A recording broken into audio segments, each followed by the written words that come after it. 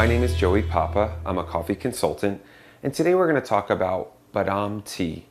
Now, Badam is the Hindi word for almond, so in essence, it's almond tea in the English language.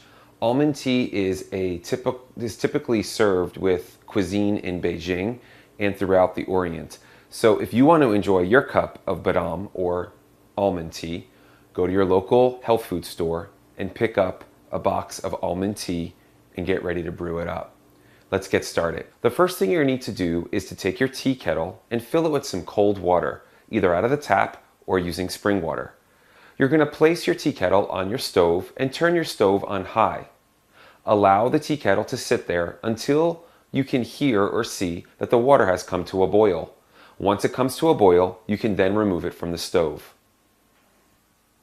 We're going to take our tea bag and we're going to take it out of the box, remove it from the wrapper, open it up, place it in our tea cup, which this tea cup is about 8 ounces. You can make up to 12 ounces with one tea bag.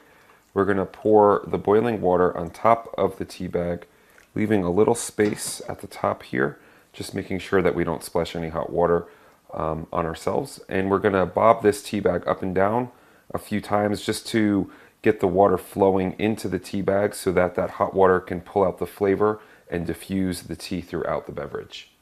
After about 2 to 4 minutes of allowing your almond tea bag to steep in the hot water, you're then going to remove the tea bag using a teaspoon and discard of the tea bag.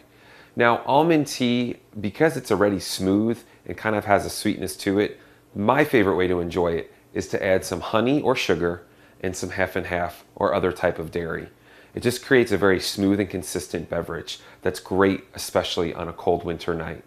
Again, my name is Joey Papa. I'm a coffee consultant, and today we talked about how to make Badam or almond tea.